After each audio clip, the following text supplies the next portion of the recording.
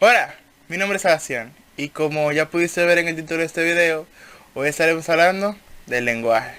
¿Alguna vez te has preguntado por qué y cómo surgió esta capacidad que nos distingue de los otros animales? Según la Real Academia Española, el lenguaje se define como la facultad del ser humano de expresarse y comunicarse con los demás a través del sonido articulado o de otros sistemas de signos. Es cierto que el lenguaje en sí no es algo único de nuestra especie. Los demás animales también poseen formas de comunicarse con sus semejantes. Pero en este video nos enfocaremos en el lenguaje humano, que es uno mucho más complejo y desarrollado. El lenguaje es estudiado por la lingüística, que también se encarga de estudiar las lenguas, un término que solemos confundir varias veces al igual que con el habla. En pocas palabras, el lenguaje se trataría de la capacidad que poseemos los seres humanos de expresar nuestros pensamientos y sentimientos por medio de un sistema de signos. La lengua sería ese sistema de signos en específico, que puede ser verbal o escrito, y el habla es la concreción y articulación de ese sistema por medio del sonido. Ahora bien, ¿cómo inició todo esto? A ciencia cierta no tenemos idea.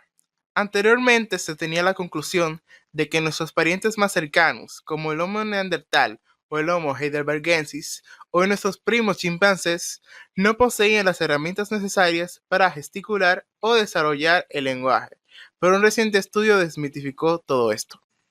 Durante 4 décadas se pensaba que la capacidad de los primates no humanos para producir sonidos del habla humana se debe a limitaciones en la anatomía de su tracto vocal, ya que los seres humanos poseemos una laringe mucho más baja comparada con algunos animales. Un estudio reciente del biólogo evolutivo Tecumseh Fitch de la Universidad de Viena y sus colegas utilizaron radiografías de anatomía vocal de macacos y modelos informáticos para mostrar que estos animales eran capaces de producir sonidos similares al habla humana.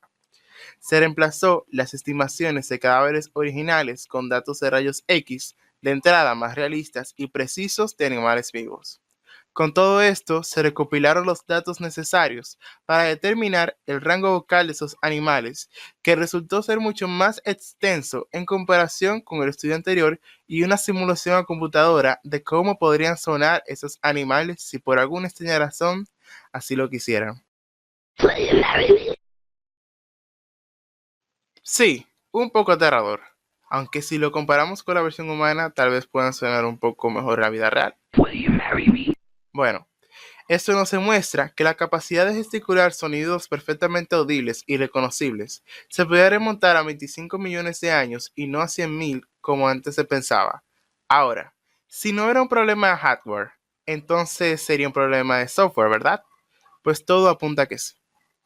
El reciente análisis de ADN fósil de dos neandertales procedentes de la cueva del Cidrón, Asturias, ha revelado que los neandertales poseían las mutaciones del gen FOXP2, consideradas específicas de los humanos modernos. Dado que FOXP2 está implicado en el desarrollo y el uso del lenguaje, tal hallazgo ha provocado una revisión de las capacidades simbólicas y comunicativas atribuidas hasta ahora a la referida especie. Aunque este mismo gen considerado el gen del lenguaje, se ha encontrado en algunas aves, revelando que el lenguaje de los seres humanos tiene el mismo origen evolutivo que de los pájaros. Otro rasgo que puede ser estudiado es la anatomía cerebral de las especies fósiles, el desarrollo del área de Broca y del área de Wernicke.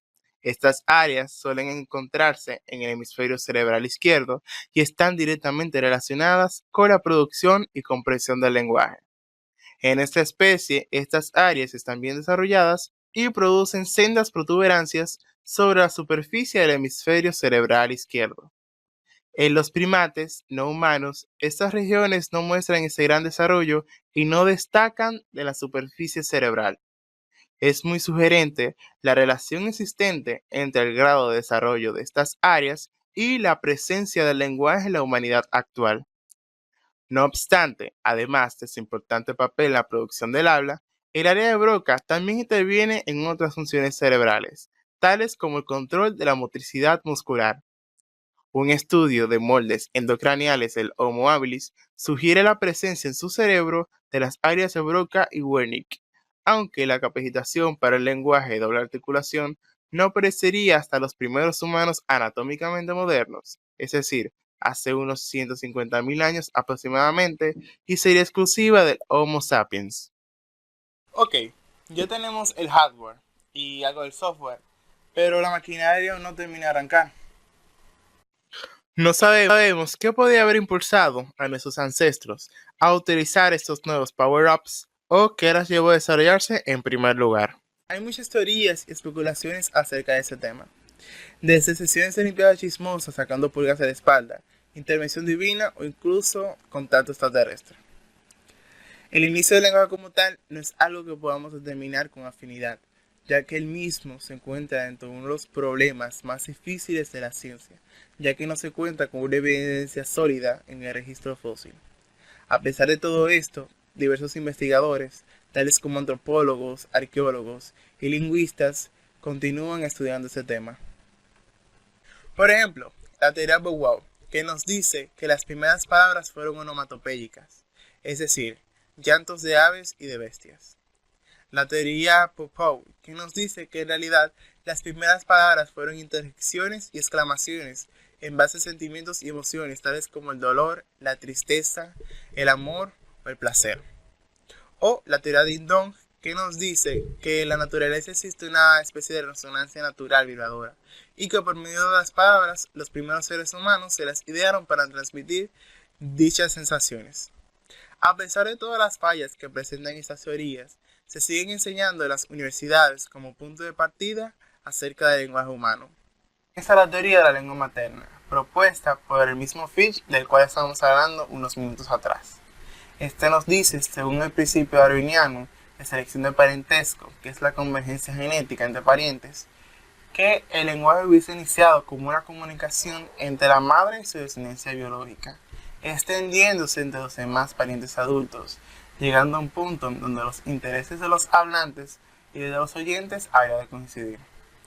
Los críticos de esta teoría argumentan que la selección de parentesco no es algo único de los seres humanos. Por lo tanto, nos lleva a la pregunta de por qué somos los únicos animales en poder hablar. También está la teoría de coevolución virtual discurso, que fue propuesta originalmente por el antropólogo Roy Rapport, seguida de más investigadores.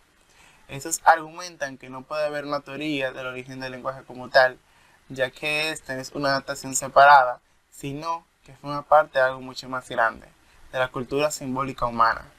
Y la teoría gestual. Esta propone que el lenguaje humano comenzó por el uso de gestos para una comunicación simple, pero esta teoría también lleva a la pregunta de por qué pasamos a una vocalización. Y así como esta, hay miles de teorías más que tratan de explicar el surgimiento de esta habilidad que nos jactamos de usar para creernos superiores al resto de los animales. Ahora bien, en el caso de la lengua, tampoco sabemos con exactitud qué sucedió. Algunos investigadores argumentan que existía una especie de protolengua universal que debido al paso del tiempo y a las mediaciones humanas dieron origen a la diversidad de lenguas de hoy en día. A esta teoría se le conoce como monogénesis, mientras que otros científicos argumentan que esto a su vez es imposible debido a la misma diversidad de lenguas y las diferencias que presentan cada una de sus familias, como es el caso de las familias de las lenguas indoeuropeas, las sino-tibetanas, las amerindias, las japónicas, las indo-pacíficas, las africanas y un montón de ellas más. A esta teoría se le conoce como poligénesis. Bueno, es probable que nunca podamos conocer con exactitud cómo sucedió todo esto. Tal vez el refrán de que las palabras se las lleva el viento tenga mayor valor científico que literario. Lo que sí podemos estar seguros es que cuando el lenguaje surgió, ya sea por las causas en que surgiera, este fue evolucionando en conjunto con los antepasados hasta perfeccionarse como lo conocemos hoy en día. Aunque hay algunos investigadores que afirman que todo eso sucedió de golpe y que no deberíamos darle tantas vueltas al asunto. Eso ha sido todo por el video de hoy, espero que te haya gustado.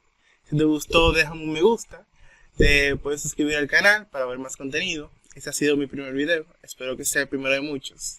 Y dejaré unos links en la descripción por si quieres saber un poco más acerca de este tema. Así que nos vemos en la próxima. Chao.